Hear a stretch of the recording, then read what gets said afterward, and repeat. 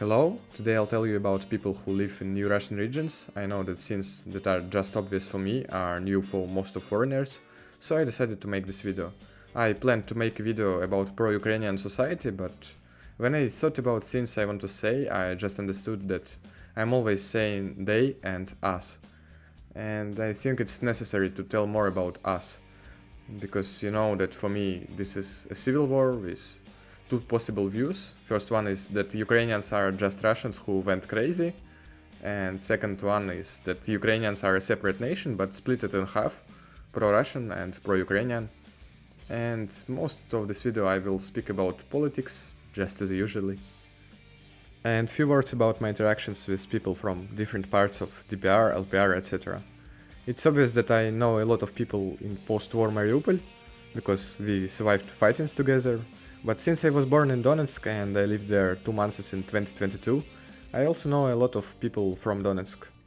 Last year I spent in Rostov, and there are a lot of people here from all cities and towns of DPR and LPR, and while traveling between Mariupol, Rostov and Donetsk, well, maybe also between Berdansk and Lugansk, I conversated with a lot of people from little villages and towns like Sverdlovsk or Debaltsevo, so whatever pro-Ukrainian people are going to say in comments, it's obvious who knows the reality better. Before this video, I want to remind you that this channel is only sponsored by you, no YouTube monetization, no ads, and Putin didn't give anything to me. So if you want to help me, links are in the description. Now let's go to the video. Unfortunately, it's very hard for me to make an interview, because people in Mariupol don't want to speak on camera. I'll tell more about the reasons later when I'll speak about Mariupol citizens, so this is just a talking video. Firstly, about difference between population of different cities. In Donetsk, Lugansk and other territories that were separated since 2014, all of people are pro-Russian and almost no exceptions. In Mariupol, most of people are also pro-Russian, but some are also neutral, and there are even some pro-Ukrainians, but very few, much less than 10% I think. And in other territories liberated after 2022, most of people are neutral or just passively supporting the current government, and I think ready to switch flag at any moment. But most of this video I will talk about people from Donetsk Oblast, since I live here and I visited Berdansk only once. I've conversated with 2 or 3 people from there. They are all pro-Russians, but I think it isn't enough to make conclusions, and I've conversated with dozens of people from Donetsk and Lugansk oblasts. And for, you know, special kind of viewers, all of people here are local, almost no Russian migrants, only people who had chosen to stay or who returned after fighting ended. Now we are connected with Russia in all meanings, because most of Ukrainians have relatives in Russia, and if pro-Ukrainians are often just conflicted with their Russian relatives, pro-Russians got more opportunities to see their families. Also, in Mariupol there was a period when there were no good shops in the city and people went to Taganrog or to Rostov to buy something. And there are still a lot of people who regularly visit nearby Russian cities for different reasons. All people from new territories had a very hard times for last years. Mariupol was completely destroyed, many people lost their relatives, many people lost their homes. Donetsk and cities nearby were shelled by Ukraine and were completely forgotten by Russia before 2022. And now Donetsk still has no water, and a lot of citizens left, mostly to Rostov. I know dozens of Donetsk citizens who just moved to Rostov forever. So people who stayed there or returned are really strong people. People here are really politicized, much more than in all Russian territories, just because it's about our homeland. Most of people in Lugansk and Donetsk have close relatives who fights in DPR or LPR militia. And to be honest, I don't think there is a place in Russia where people hate Ukrainian state more than here in Donbass. Since people are so interested in politics, almost every conversation ends up with discussing this war. People of every age know where Ugledar is, unlike in other Russian regions. Everyone subscribed on Telegram channels about the front line because our future depends on it. And only in Donetsk, Lugansk and Mariupol I've seen a lot of merchandise with Z letters like t-shirts and backpacks. And also a lot of people from here are very actively supporting the front line, donating money to volunteers who supply army. I know a family who moved to Rostov from Donetsk, and they are making disguising nets for military. Unfortunately, most of Russians in Rostov seems much more passive. Locals here have really strong reasons to hate Ukraine. They shelled Donetsk, they used Mariupol as a human shield, and these are only war crimes, and their policy towards us is the main reason.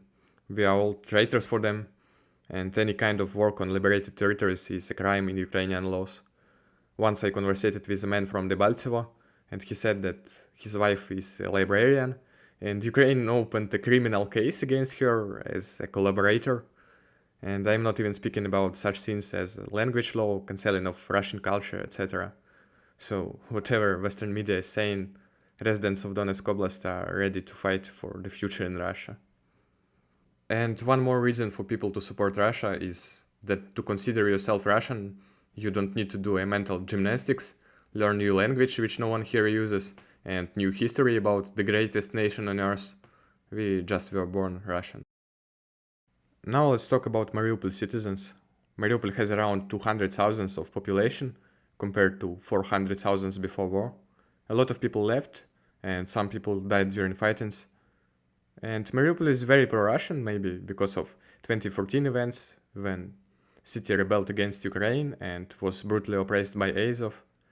And at the same time, there is a loud minority of pro-Ukrainians who left Mariupol and now fighting on Twitter or on Reddit. And for people who stayed here, they're just weirdos. All of people I talked with here had conflicts with friends or relatives because of politics, and most are broke up with someone. I broke up with some classmates and with some of my relatives.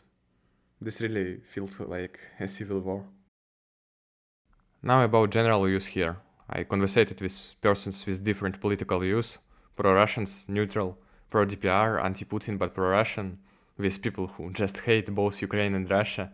And what I can say is that no one wants to see Ukraine here because now city is alive and fightings will destroy it for the second time.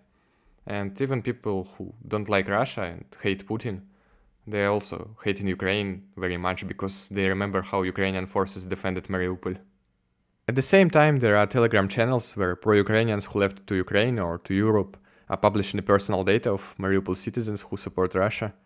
They want to deal with us when Mariupol returns to Ukraine. And there are thousands of posts only about active pro-Russians. I also was published there a couple of times. I don't really give a fuck about them. For me, they're just keyboard warriors. But a lot of people are hiding their political views because of this. And that's the main reason I couldn't do a street interview. Most of people here are too careful. They remember 2014 when, after Ukraine recaptured the city, Ukrainian Gestapo made hundreds of people disappear. Locals are mostly thinking about pro-Ukrainians as about fooled brothers, like we accepted Russia and they prefer to die for Ukraine, which is well nonsense for us. By the way, 30th of September was a reunification day when new territories officially joined Russia, and I just walked in the city center wearing the Russian flag. People reacted positively, smiled, greeted me, and someone even asked where he can buy such flag. And also some activists in center gave these ribbons to everyone. But let's step aside from this war and talk about local views on city development. Despite Russia is trying to make Mariupol a perfect city, there are still plenty of problems here, like corrupt local government, migrants from Middle Asia, etc. And despite all of this, people are looking on city prospects very optimistically, because city is already revived now and already has better development than before war. Amount of money that Russia invested here are just insane. And people understand that Ukraine can never develop Mariupol better than Russia, so the choice for most is obvious.